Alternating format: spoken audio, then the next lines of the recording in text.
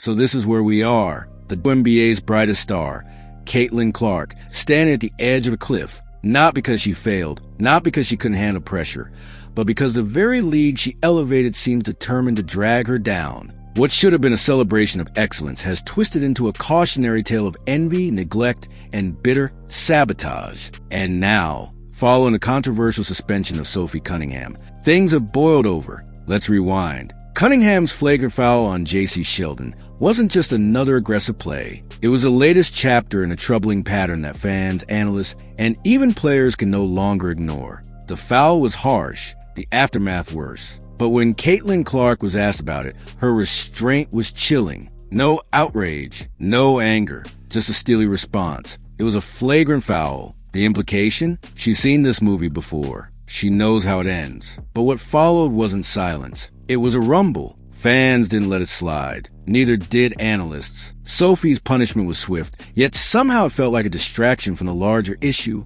Caitlin Clark, the league's most marketable player, continues to be the target of unchecked hostility, while those around her are being forced to fight invisible battles the referees refuse to see. This isn't basketball. It's gladiatorial combat. The WNBA may think it's keeping things balanced, but to fans, it looks like betrayal. Cunningham's suspension should have been a turning point. Instead, it felt like a Band-Aid slapped on a bullet wound. The league wants to pretend it's doing something while ignoring the bigger story.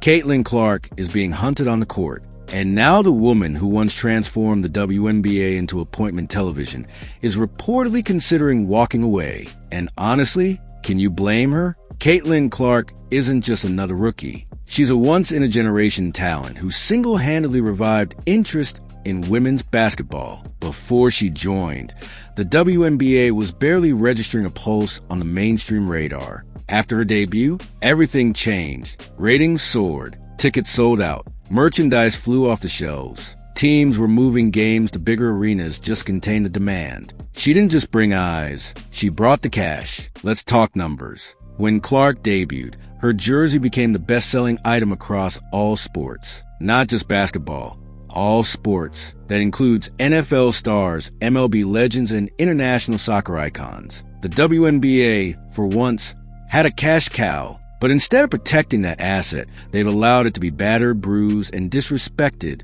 game after game after game.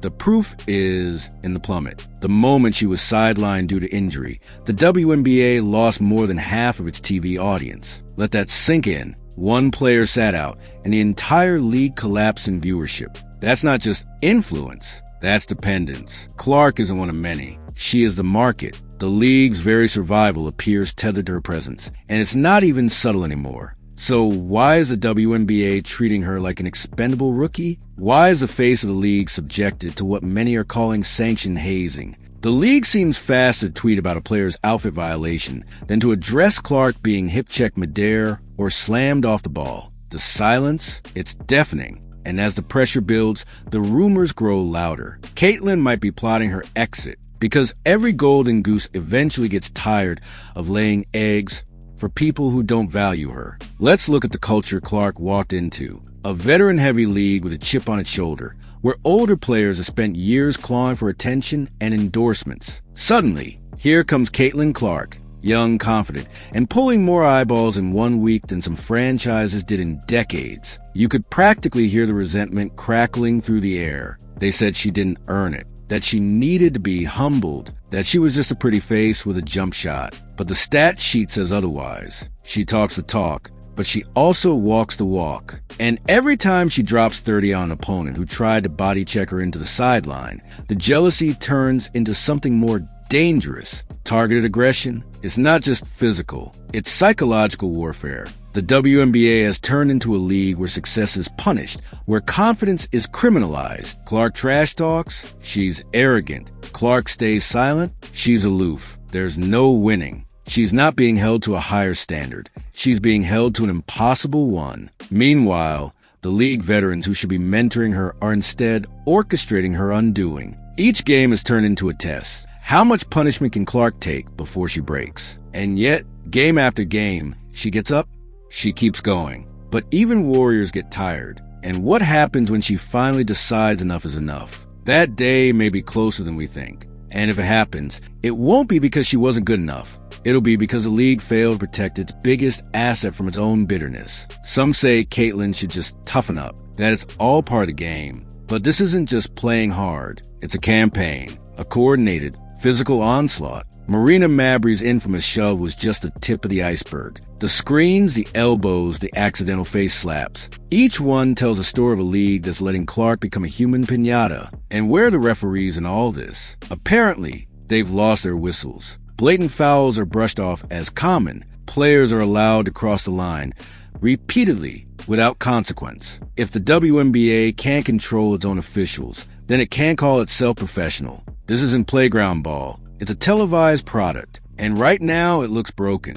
The fans see it. They've launched campaigns like #ProtectCaitlynClark, demanding accountability. They've analyzed footage, frame by frame, searching for justice in slow motion. But what they find is even more disturbing. The league appears complicit. Clark is making the millions, but they're offering her no protection in return. And when the media chimes in, it's worse. Commentators blame Clark for the aggression. Why? Because she dares to play with confidence. Trash talk has always been part of the game. Just ask Larry Bird or Michael Jordan. But when Clark does it, it's somehow inappropriate. The double standard is glaring, and fans are getting fed up. What happens when the people watching start turning away? Because the league can't get its act together. Spoiler, the cracks are already showing. And now we come to the most dramatic possibility of all, the nuclear option. What if Caitlyn Clark leaves? Not just the WNBA, but for good? There are two growing theories. One, she could sign overseas, likely to Europe, where women's basketball players are respected, paid well, and here's the shocker, protected. She wouldn't just be an athlete there. She'd be a queen, paid millions, shielded from hostility, and celebrated for what she brings to the game. It would be a massive loss to the WNBA, but a massive win for Caitlyn Clark's peace of mind. And who could blame her for choosing sanity over survival? Then there's theory number two, the billionaires' gambit. The idea that a wealthy investor steps in and says, Caitlyn, here's $50 million. Let's create a new league without the baggage. A Clark-led league wouldn't just compete. It could destroy the WNBA. The numbers don't lie. She brings the fans. She brings the money. She brings a brand. Imagine it. A fresh start. No petty politics. No backstage jealousy. Just basketball. The way it should be. And the WNBA? Left in the dust. A cautionary tale about how ego and inaction can kill a gold mine. It wouldn't just be bold, it'd be historic. And judging by how things are going, it might also be inevitable. Meanwhile, the so-called rivalry between Caitlyn Clark and Angel Reese has become a circus. It was supposed to be competitive fire. What's become is personal animosity, wrapped in highlight reels and debate clips. Reese's flagrant foul on Clark wasn't a basketball play. It was a statement. And when her teammates applauded it from the bench, the message was loud and clear. This isn't about competition. It's about resentment. In real rivalries, respect underpins the aggression. Magic respected Bird. Federer praised Nadal. They went to war, but off the court, they recognized greatness. What we're seeing with Clark and her so-called rivals is something uglier.